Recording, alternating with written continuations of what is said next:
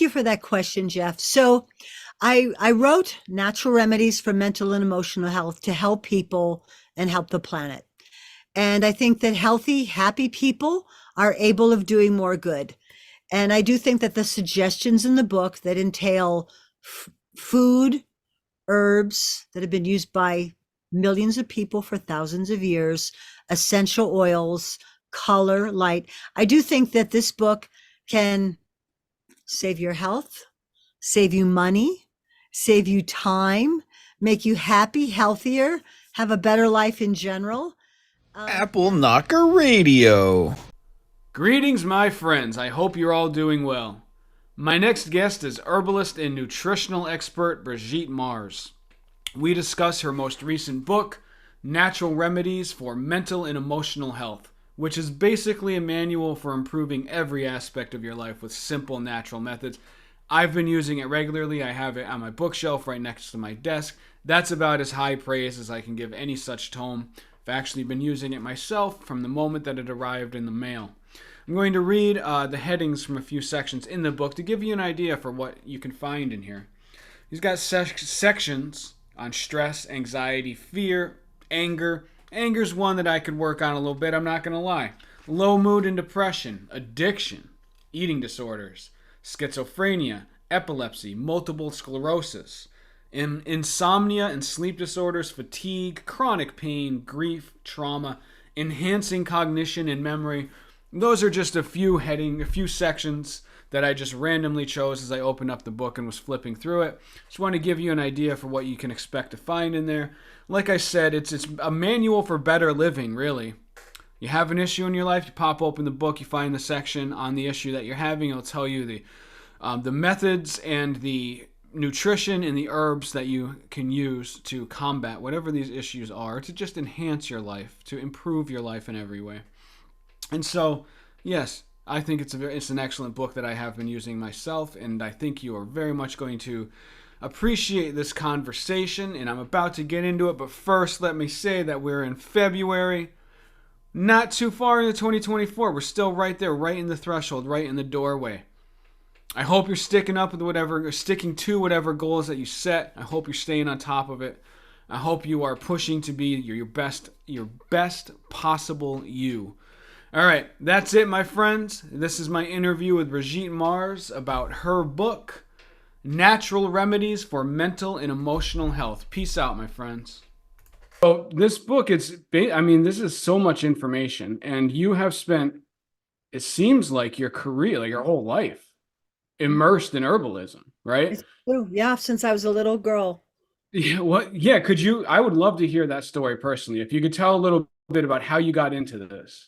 Surely. Well, there were always herbs in fairy tales. So as a child, it's like, oh, bring me the golden apple, or what is the magic potion, or how do you sprinkle fairy dust? So, but I did have this wonderful French Canadian grandmother who was a folk healer.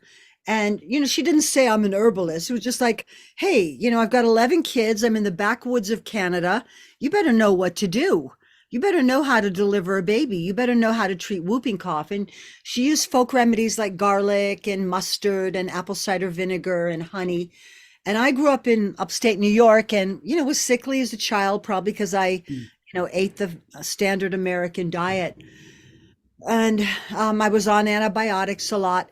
But then, I started really I think when someone asked me, maybe like 8 or 9 years old, what do you want to be? I remember thinking a healer, but there wasn't like, you're going to be a doctor. And I thought, no, I want to be a healer, someone who helps people with these natural folk remedies that are available around the world, that have been used by millions of people for thousands of years. You don't need to inject them. It's not a pill made in a lab. And there was just something about my grandmother harvesting a plant from her garden or from the woods that just seemed like magic to me. And, if we look at it, I think at probably 10, I was reading all the ingredients on the cereal box. And at 10, thinking, I wonder if this is part of why so many people have cancer. Wow, really? Yeah, and so I started like, well, I'm going to eat rice for breakfast. Of course, it was just Uncle Ben's rice, but I also want to share something else that kind of motivated me. My little sister, who's quite a bit younger than me, she had this terrible skin condition called roseola, and she went to all these specialists. And I said to my parents, it started when she started using that new bubble bath. My parents Mm, said, "Oh yeah, what do you know? We're going to the doctor, more steroids, more creams, more, stuff." And she, after going to three specialists, it was the bubble bath. So I just really? always sort of had this feeling like we need to partner with nature more. And I went to an all girls boarding school as a teenager, and I sort of had an alternative drawer in my bureau where my classmates would come in like, I've got cramps, I've got a headache, I'm tired, I've got to study for a test. What do I do? And I was really just, 15, 16 years old, but it's like, try some of this, try some rescue remedy, try some chamomile tea. And so basically, the students would come to my room and I would give them something. And even though I was a kid, Mm. I thought, well, I've got books. These are things that have been used for thousands of years. It's not like I need a study done in a lab to, on a rat, like to know that, hey, this works. Right. So this is truly your calling. I mean, it seems like that's what I'm calling it. Like it's just Truly, for 10 years old. truly, yeah. That's really that, there's not many people that get to spend their life doing their calling. That in itself is pretty awesome. Um, So in I, your I in want to your say, life, I oh, go wanted, ahead. Please go ahead. I wanted to comment on the beautiful plant behind you. It's called Tradescanta or something, and it's Which named this one? after, no, the one with the purple down Oh, below. right here. Yeah, and Yeah. it's named after a famous botanist. And it's a true story. But anyways, I read a novel about the botanist that's named after. Really, a whole novel, huh? Plant. Yeah, I think it's called Virgin Earth. That might be the second one by Philippa Gregory. So you might check it out. Sorry, I couldn't Definitely. resist. I love that book. No, hey, anything you have to say about plants, I'm ready to listen. I love plants. I love discussing plants. So yeah, I will look into that book for sure. Well, I'm here to talk about the book or anything that'll help your listeners, Jeff. Right, right. Yeah, well, right. And so it was actually interesting thinking about how to get into this book because this is a reference book. This is a book that you say, all right, I have this problem. What do I do? I go and I grab this book, I open it up and find the solution. And it's a little different from the books that I often interview people about because those books are more like about broader philosophical things. So I was kind of trying to think of like an entry point into this book. Um, and so where I wanted to start was with a specific section. There's two specific sections to me, one is the multiple sclerosis section, which is that jumped out at me because I'm personally affected by it. I don't have it, but somebody I love does. Um, and the one about the low mood. And so I figured that'll give us a good hook to give people kind of a sense of what this book is about. So, could you talk a little bit about multiple sclerosis? Because for the listeners who are not familiar with it, multiple sclerosis is still very much a mysterious disease to like mainstream science. They're not really exactly sure. They have ideas, but it's really kind of a mysterious thing. And the saying is like no two cases of multiple sclerosis are the same, which is maybe like the oddest thing about it. It manifests differently in each individual person. But could you just talk a little bit about how your thoughts on multiple sclerosis and how this book can help people with multiple sclerosis? Surely. And even though, multiple sclerosis, which means multiple lesions, it's not really a mental or emotional illness. It's more like a nervous system Right. condition. And, I study Asian medicine as well as Ayurvedic medicine, all the medicines of the world. And according to the principles of Asian medicine, the nervous system is governed by the health of the liver. And so we need to look at that. So, and I will say that I've worked with a lot of cases of MS, and Mm, people are now saying, wow, I don't have it. So here's some of my observations. We have to look at the health of the nervous system, and we know that if it's governed by the health of the liver, bad quality fats are bad news. Fried foods, chips, heated oils like canola oil, soy oil, margarine. I try to encourage my clients to use extra virgin olive oil, make your own salad dressing, and use coconut oil for cooking. And we also know the nervous system loves it when we have a little bit of sour food, or like the liver loves it when we have like lemon and water, grapefruit, sauerkraut, berries are really good. And we also know that we really need to look at heavy metal toxicity. It's kind of interesting and kind of tragic, but in the 1800s, hat makers used to dip their hats that they were making in a mercury solution. And they would shape the hats into these grandiose chapeaus, and they would develop neurological symptoms, very much like MS, like, pain upon walking. And they would say, they're mad as a hatter. That's Is where that that where it came from? Mad as a hatter from mercury toxicity. And yet, Jeff, they've been putting mercury in our fillings for decades. Okay. And not to mention that there's, lead and mercury and heavy metals here and there. But I want to share one observation I had. So I have worked with so much MS, and I noticed that a lot of the women that I worked with MS had bleach blonde hair. Now, that's not an uncommon thing. But if you think about lesions, so I highlight my hair with like lemon and chamomile, but so I don't want to say I've never touched my hair.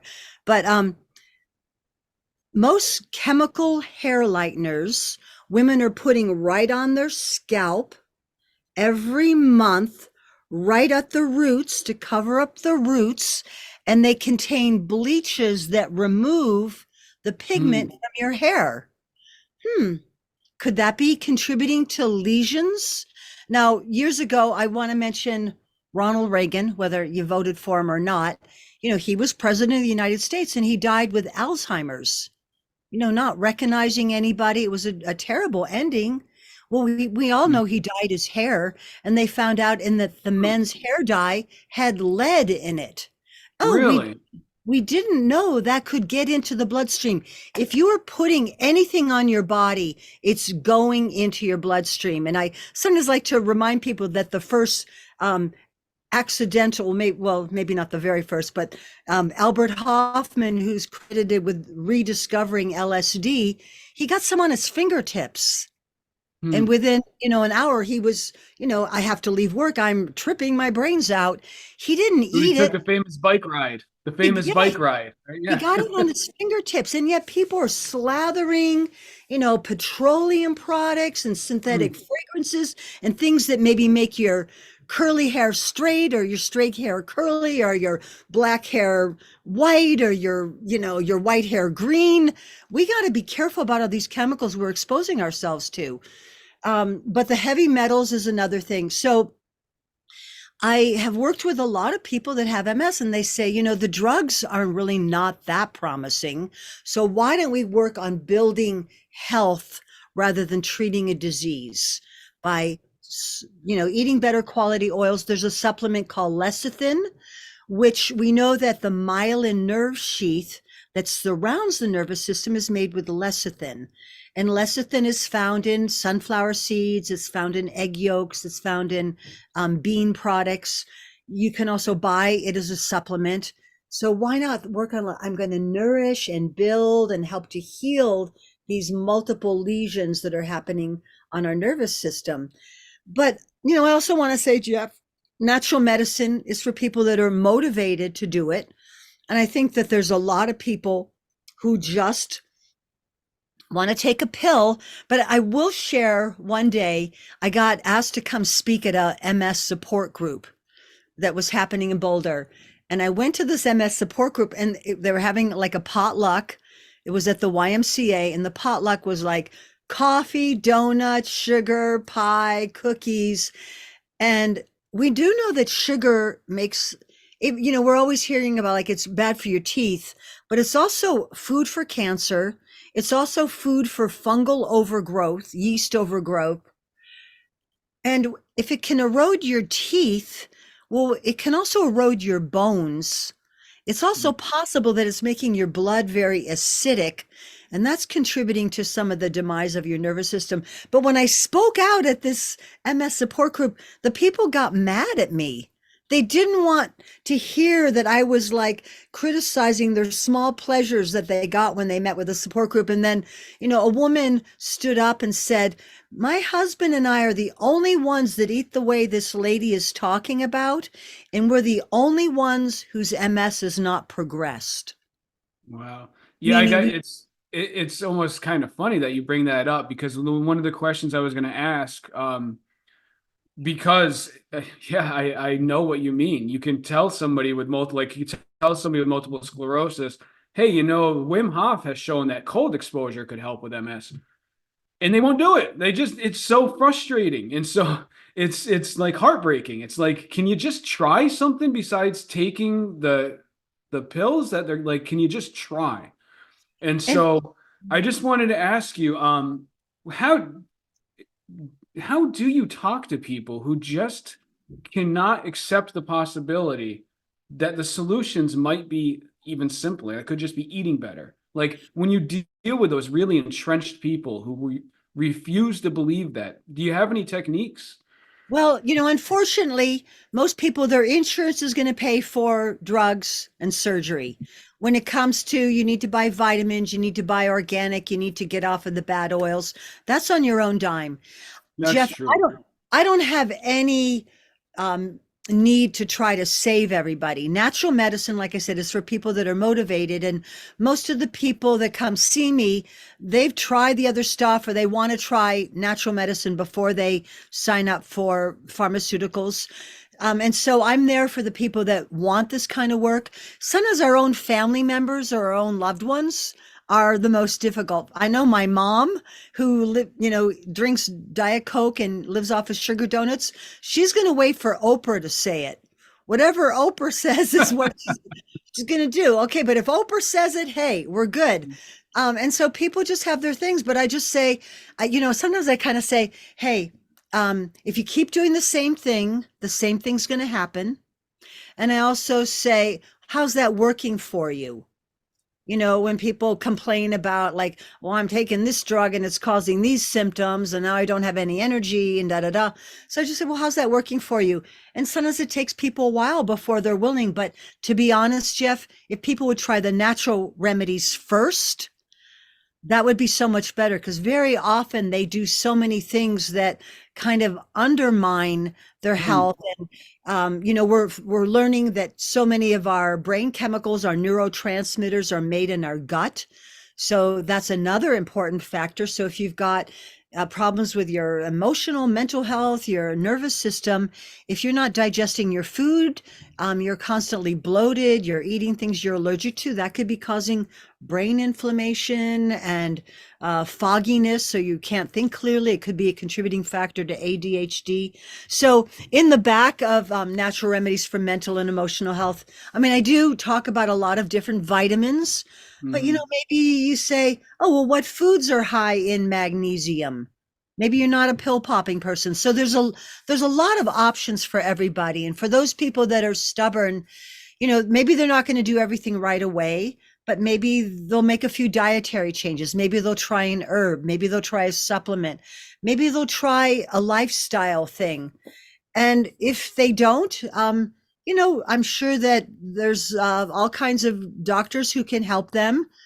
And hopefully that'll work. But I love working with people that are motivated and that do it and see that, yeah, even things that are said to be incurable, you're not treating the disease, you're helping the person overcome an impediment. And it's really empowering. And usually everything else feels better too. Oh, I have more energy. My digestion's better. My skin's better. I am sleeping better. Well, let's go for that.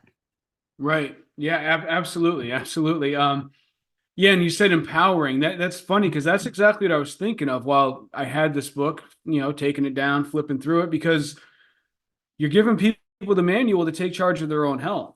right? I mean, that's basically what this is. It's you can take this book and you can say, this is my problem. Let me look through it. And what I like about it is, as opposed, well, one of the things I like about it is, as opposed to taking like a pharmaceutical drug, which is going to have all kinds of ramifications and impacts.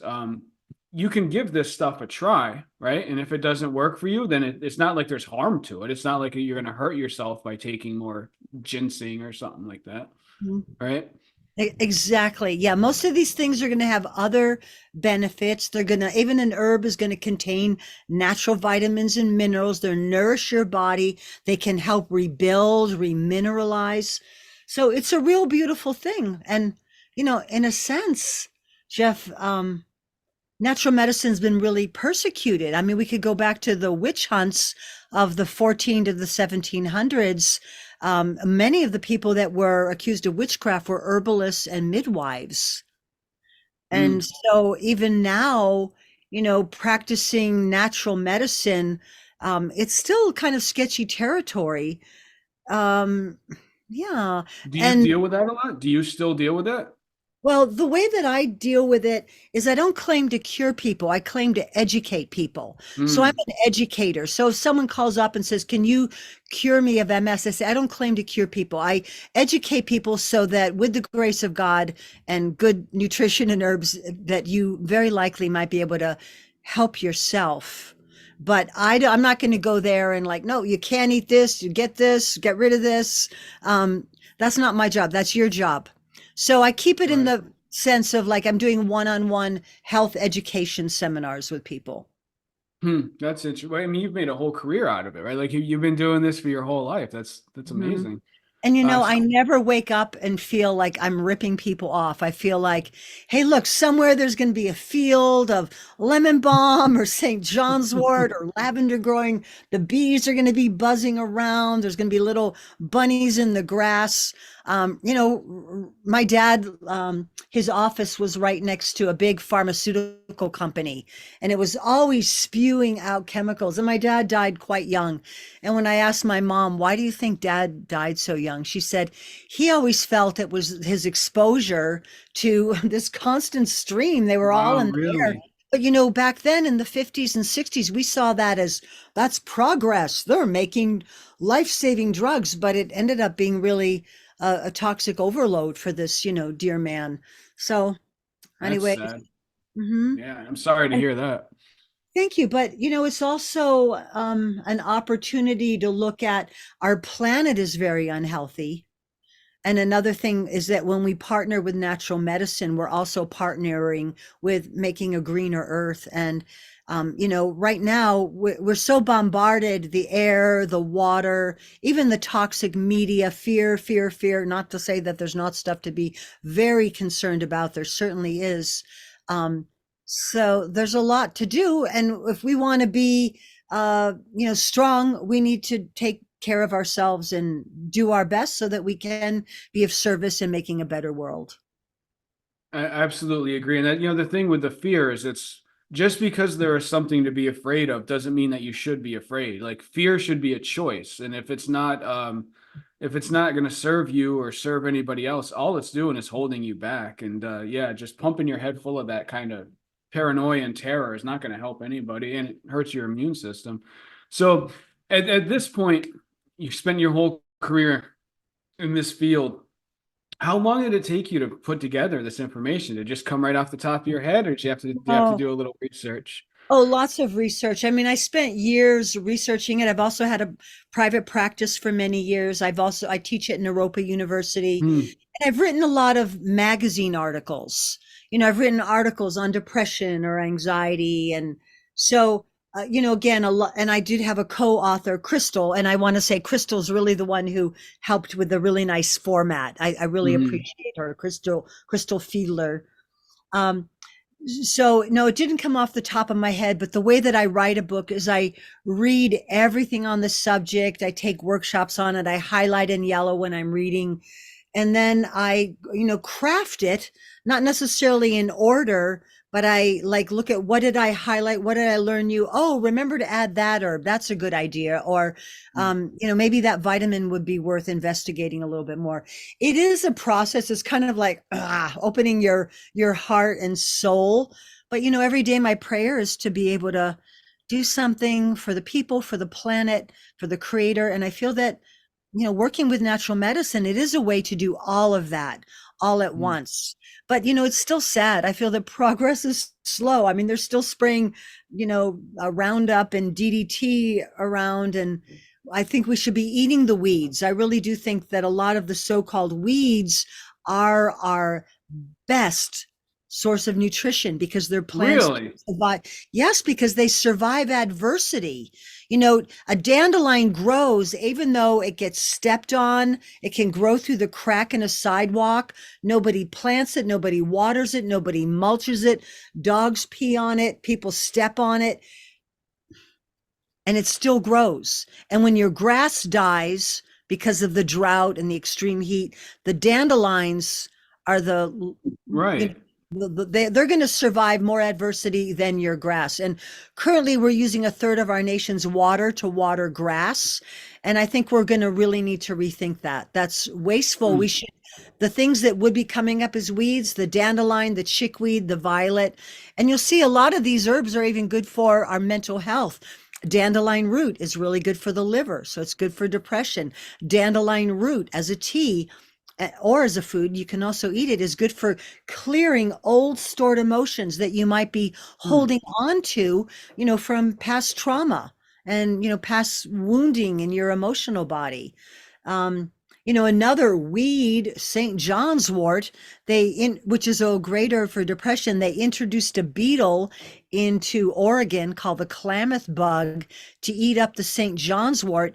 And our local plant store doesn't sell St. John's wort. It's illegal to sell plants for people to plant it, but you can go Mm. to any health food store and buy it, but they're afraid Huh. it's going to take over. But nature's saying, hey, all you depressed people, I'm trying to help you by offering this free, plant that, blooms on the John the Baptist feast day, Hmm. that brings light into a dark situation. That's what they call it. St. John's wort can make you more photosensitive, more likely to get sunburned. And that's exactly why Really? it works. It enables us to be more receptive to the light. Huh. Wow, So that's fascinating. it is. And it's also like, yeah, but you're not allowed to grow it. So that's why we have to like do podcasts and talk to people and say, you know, maybe you should grow some in your backyard. Right. Theoretically, if someone were to become a St. John's wort growing outlaw, how do you like, can you just eat the plant? Because I'm used to using these things like, yeah, get them in pill form or something like that. Can you just eat the plant?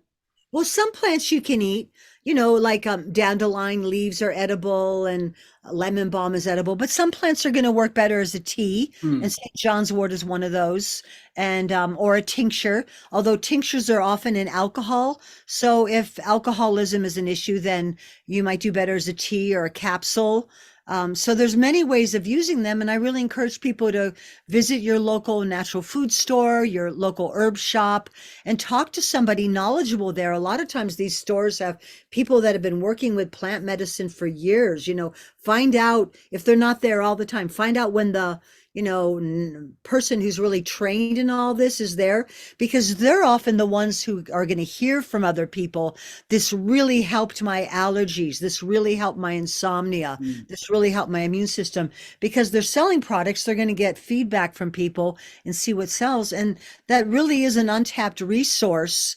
And, very often the people in the natural food stores will talk to you longer than your doctor will be able to talk to you. Even if you are on a medication, they might be able to give you some ideas about, diet, or maybe give you a tour of like, these are the good tasting gluten-free cookies, or, this is a good type of dairy alternative. Not that that's bad for everybody, but just that food allergies can be a problem for a lot of people. Right. And I do, I just I don't go to my doctor often, but I went a couple years ago and he's just a mainstream doctor, not just he is a mainstream doctor. But even he tied autoimmune disorders to. He was saying that it looks like it's very much based on food, our food consumption. Isn't So that isn't that something? So I want to say this, something I learned from studying with Dr. Paul Bergner is that we often crave the worst things for ourselves. We crave it. We want like bread or peanut butter. Peanuts are a common allergen, or we want, a big hunk of cheese. And it's not that these are always bad foods, but maybe because they're so mass produced and there's mold in the peanuts and the wheat has been hybridized and treated with bromine. Maybe the cows are fed antibiotics and right. hormones. So it's, again, our ancestors ate these foods, but they were getting cow's milk from old Bessie in the backyard. It wasn't from, a farm in another state and then it had to be pasteurized. So, but very often we crave the things we're allergic to. And then when we eat them, it stimulates an immune response, which usually means more white blood cell production. And that our bodies can start attacking itself because it's so busy trying to fight off the thing that we're putting in 3 times a day. Hmm. Like, a lot of people might eat wheat or dairy with every meal. And so your body's like fighting like white blood cells try to like inactivate that allergen that's causing inflammation. And after a while, like next thing you know, your liver, your pancreas, your nervous system is suffering from that. Hmm. When you are talking to people about making these changes, do you generally I know you're careful about what you suggest, but in your education, you generally educate people to go on a cleanse before they start like altering their diet, or just make the alterations without a cleanse. I think you really need to look and see where people are at. If you tell somebody you need to go on a 3-day fast or give up meat or give up sugar, you might have lost them right there in the first 5 minutes. So you Right. really want to honor where people are at. So it's might be, could you buy organic meat? Could you, have more vegan days? Could you buy the grass-fed beef? Could you buy the organic or the pasture-raised eggs? So you kind of need to take it in steps. And go on a cleanse, but for some people just like could you use honey in your tea rather than sugar? Could you maybe use maple syrup that's real rather than some kind of chemical product that's on your pancakes or something? So you Right. kind of need to be tender with people and look at where they're at. For some people, Jeff, it's just going to be, is there an herbal pill I can take? That's what they're willing to do.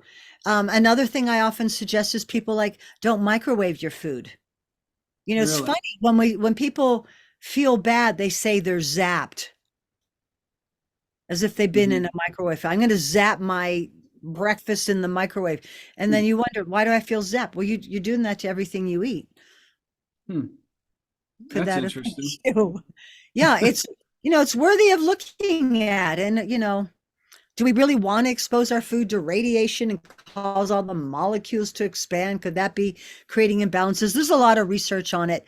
And again, Jeff, people are going to do what they feel ready to do. And that's, I think, really important as a healthcare, educator, that I really take into consideration. Now, some people, they do want to do a cleanse. No, I have a friend right now, he's on a 3-day cleanse and he's doing colonics and he's not drinking and, all of that. That might be where he's ready for that. He wanted to do that.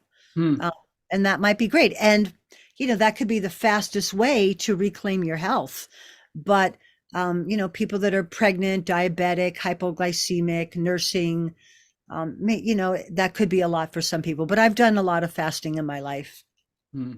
Yeah, I fast regularly. We're gonna circle back to the book. But I do want to ask a quick question, and it is relevant to the book, but still. So the argument often when you're talking about things like Roundup or DDT or things like that, the argument often will be, well, these agricultural advances are what enable us to grow enough food to supply the modern population. Now, I don't know if that's actually true. I've never looked into the science of it or anything, but it is an argument that does seem to have some merit, or it appears to anyway.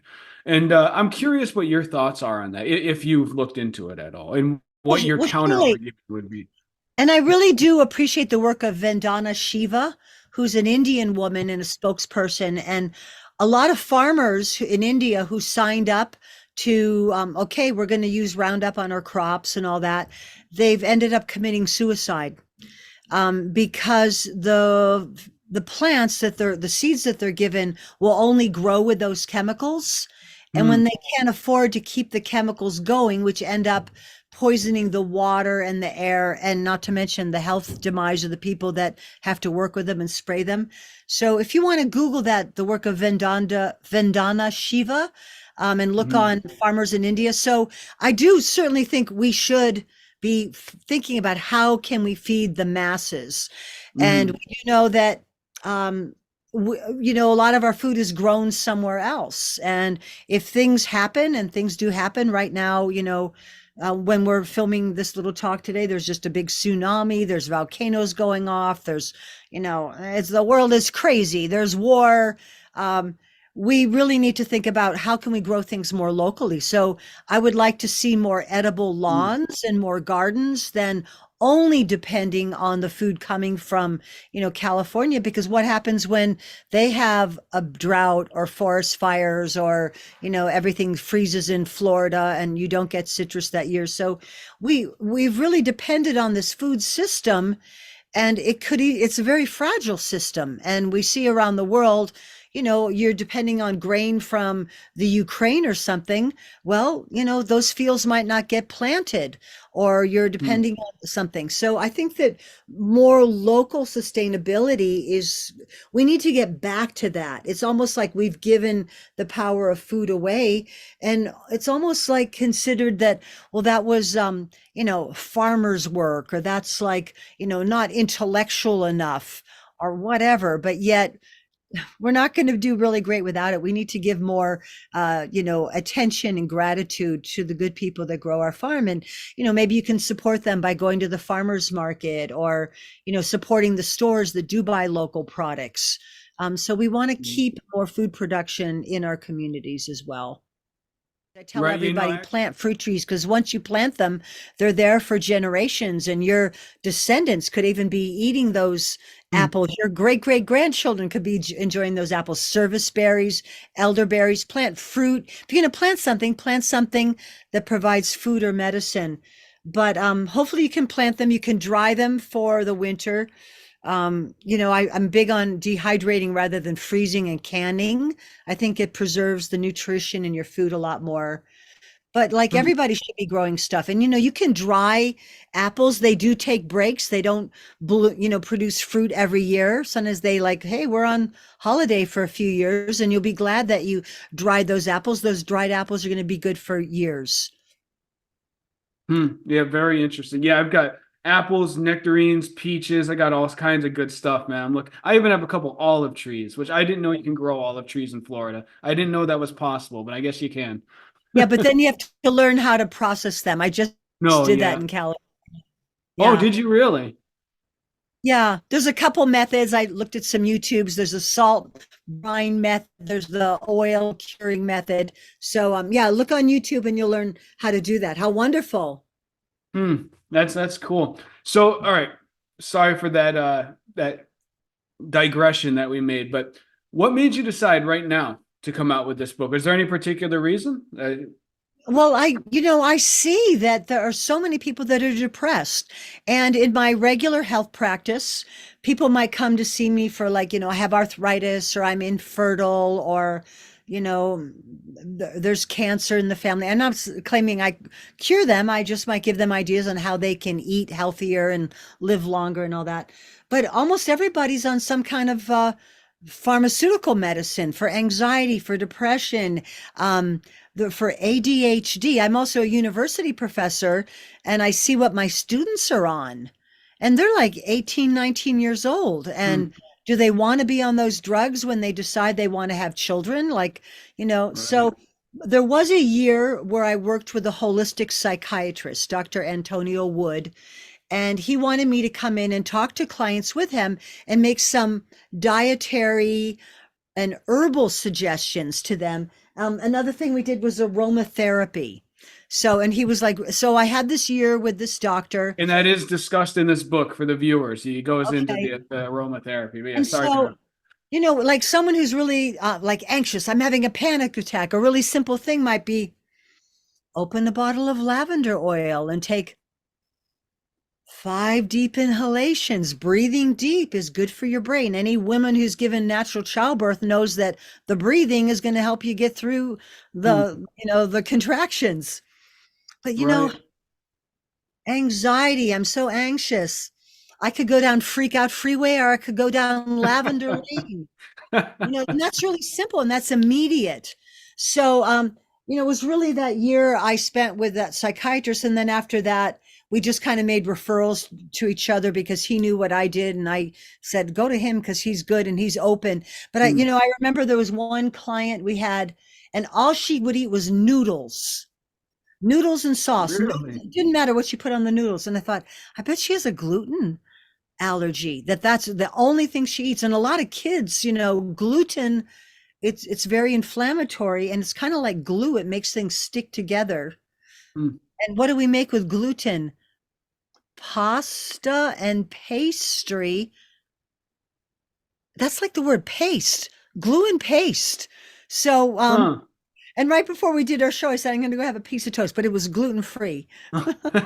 And I do make my own bread too I'm learning to Oh, okay. Oh, you make yes. your own, Well, really? yeah, I've been using einkorn, which is an ancient grain, but I really want to master this year how to make sourdough bread. So hopefully I'll figure that out. Oh, very cool. Yeah, I got to tell you, I used something from this book and it helped me a lot. A very Mm. simple reminder about the value of humor. And without going into great detail, I had a weird bad stretch just before this book came in my mail. And just in my head, just wasn't a good place.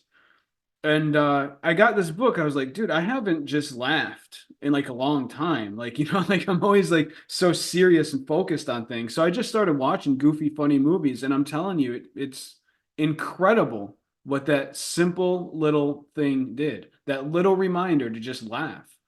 And laughter oxygenates our body. It caresses and shakes the heart. There's physical health benefits from that and just getting in more oxygen. So, yeah, it's true. I think we need to balance all the seriousness and gravity of what's going on with a little bit of humor. And that's even a good way sometimes to deal with things like, anger and frustration is to kind of laugh about it and find things that can keep our sense of humor. Good point. Thank you, Jeff.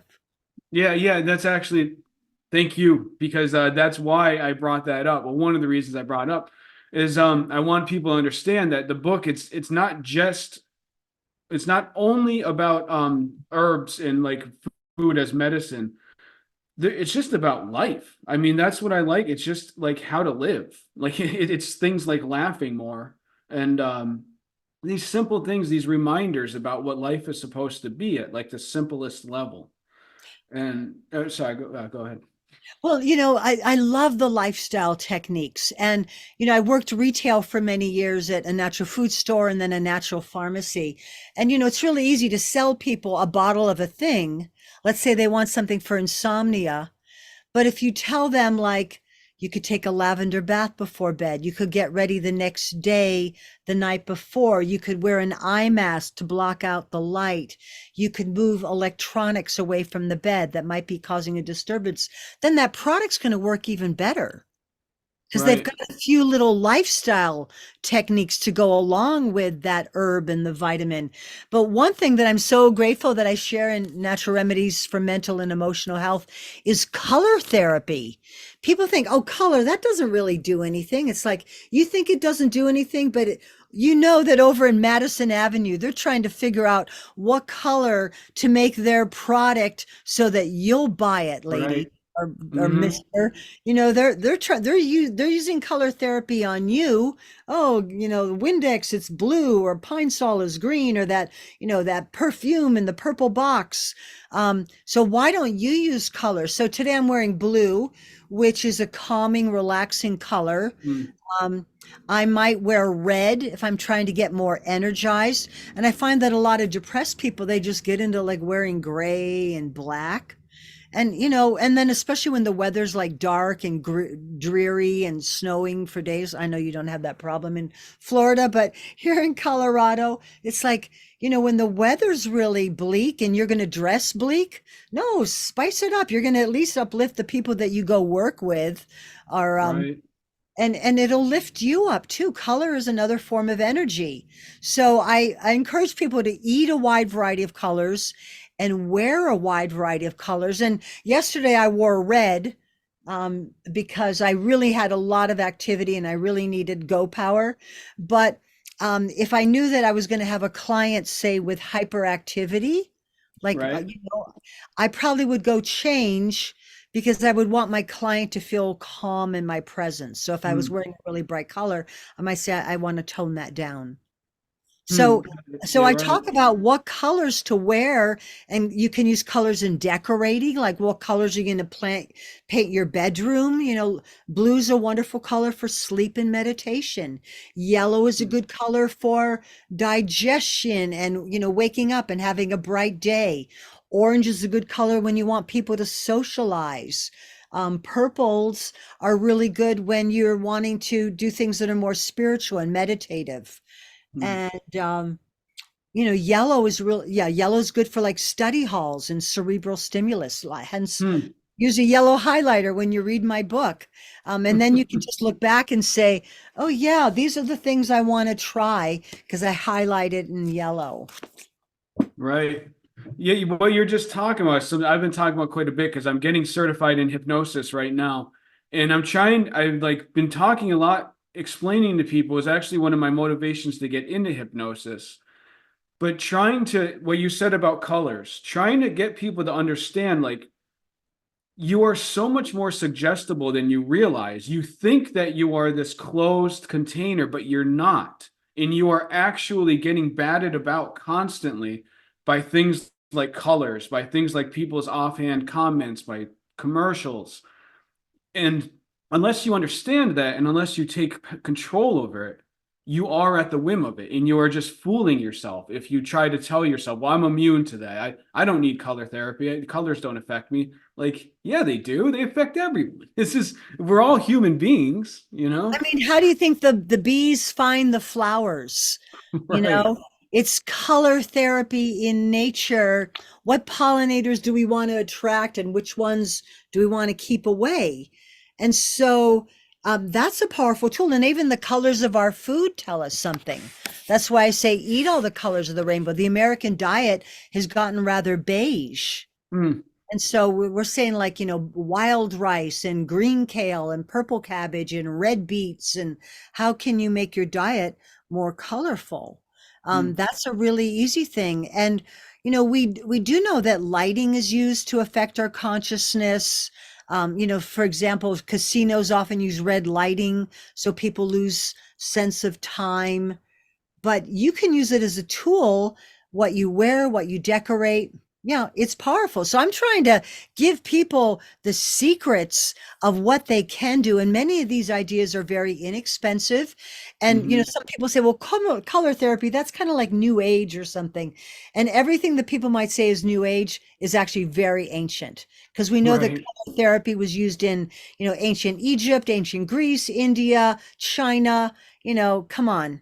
Right. It's valid, and we've just like ignored that it really does anything. Just like we think, well, I'm smelling that chemical air freshener that I have in the room, like it's okay, they sell it at the grocery store, it must be fine. But we're breathing in those chemicals all day that could be causing our migraines or our MS or our mental dysfunction, our memory loss.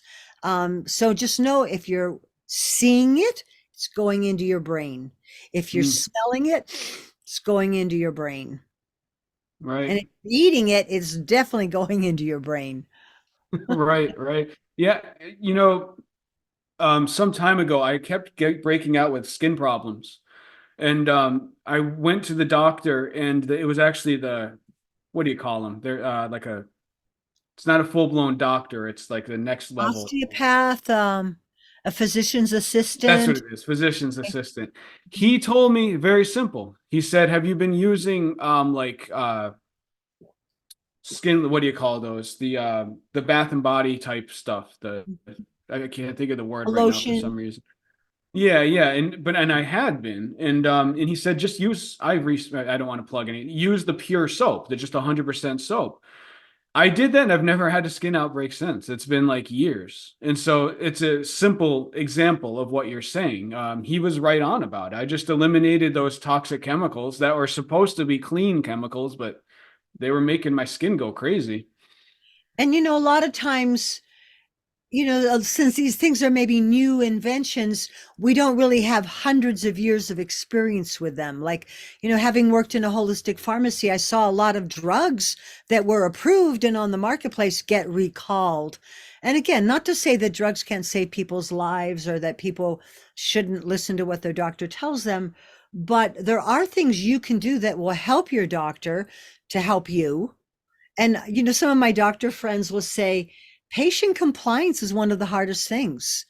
Like, they might say, well, here's this pill, but I want you to lose 10 pounds and quit smoking and cut back on the coffee. And all the person wants to do is just take the pill. They don't want to lose the 10 pounds or give up the smoking. So again, you get to live in this one body in this lifetime here on earth. So you might as well take good care of it, because living in, being old and having a lot of health issues and not feeling good, it's not a lot of fun. You might as well make the best of it. And what you do in your 20s, 30s, 40s, 50s is certainly going to affect how you get through your 70s, 80s, and perhaps 90s. If Right. that's, you might as well take care of it. Otherwise, it's not going to be as much fun if you can't see or hear or think or recognize your loved ones. Absolutely. Yeah. And I don't want to get too broadly philosophical, but the frustrating thing is, human beings, you grow up, you get hit with these mental scripts that you then take to be your inner talk becomes what you think is reality. And that's the most frustrating thing about it, is like it's like a question of personal consciousness, because people are stuck in these scripts that are destroying them, are literally killing them. And you can't speak reason to these people, and it's so frustrating. It's just so frustrating. If they could just step outside and realize that these errant thoughts are killing them, and there are healthier, better thoughts out there, such as what you've just been talking about. But people are just unconsciously stuck in these cycles. I want to mention too that, where we choose to place our consciousness, and I do talk about that in the book, but if we're only and always reading, and watching things that promote violence and murder and deception and horror, that's going to affect our thoughts and consciousness too. And I know, I mean, I do watch the news.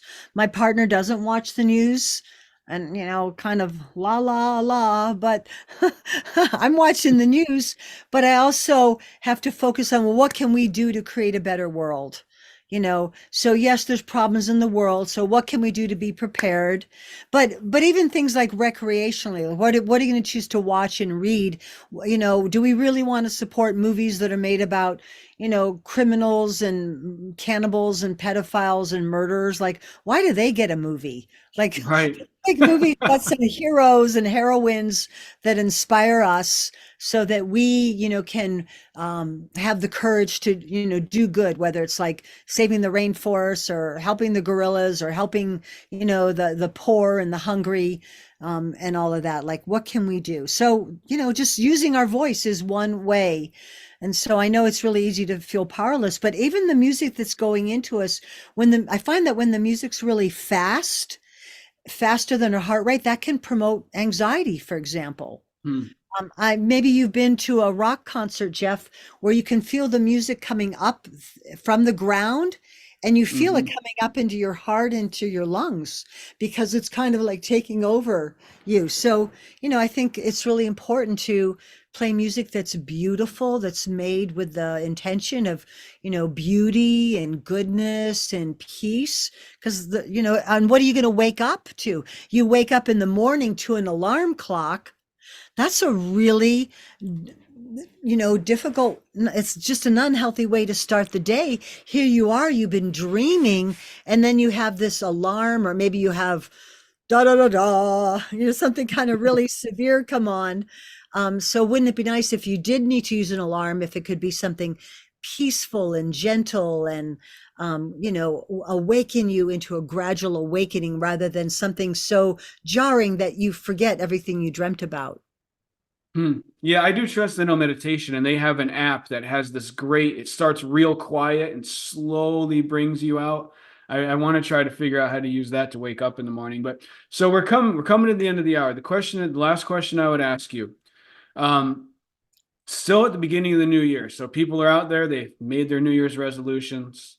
They have this whole new year ahead. What would you say to somebody who is thinking about buying this book or is thinking about taking charge of their health, but is kind of on the fence?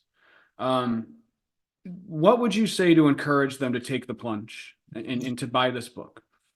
Well, thank you for that question, Jeff. So I wrote Natural Remedies for Mental and Emotional Health to help people and help the planet.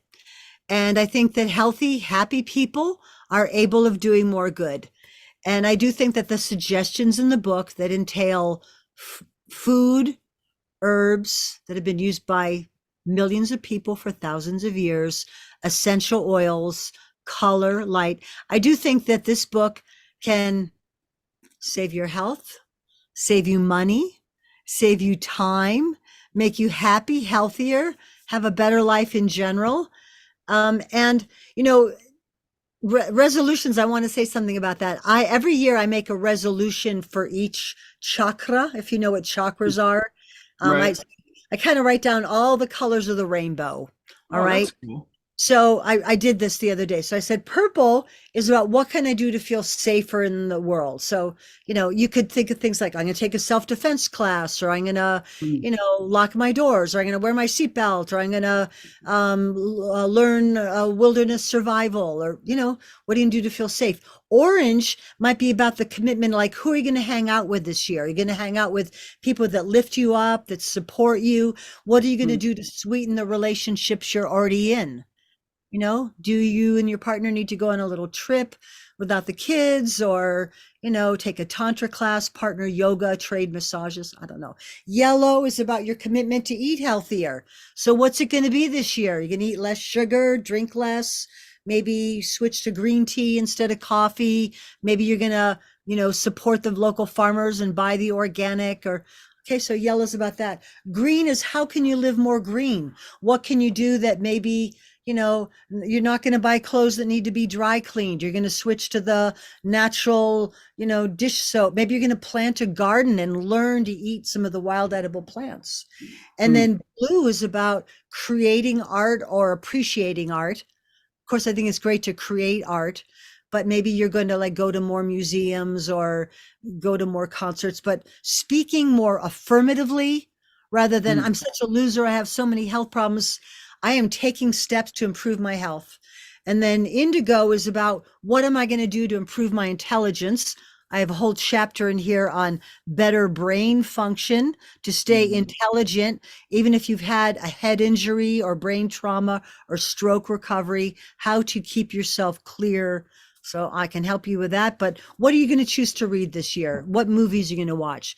And then this is remembering to give thanks to the creator, so some way to connect with spirit, however you want to do that. Hmm. So a resolution for each chakra. That is super cool. I love setting goals and things like that. So that's cool. I think I'm going to do that. I like anything that gives a new structure to setting aims in life. Um, okay. And so the last thing I'll ask, in addition to this book, what other projects do you have? Anything you'd like to share with people? Is anything you'd like to Surely, throw thank you. out there? Well, I do have a phone app. It's called I Plant, letter I Plant with Brigitte Mars. You have to write with Brigitte Mars. And it's a beautiful phone app. It's got pictures of 200 plants and it tells you, is it edible? Is it medicinal? Is it, medicinal in any way? Is it safe for pregnant women? I Plant. I also have an online course through Seven Roots. So if you Google Seven Roots, Brigitte Mars, I have an online herbal medicine course. I also have a book called Dandelion Medicine that's just come out. But if you go to my website, BrigitteMars.com, I have a list. All my classes are posted there. I also have classes that are on Zoom, if, in case you live somewhere else. I also do, health consults with people all around the world. And, I'm just really dedicated to doing the small part that I can do to make the world a better place. I thank you so much, Jeff, and to your listeners on Apple Knock.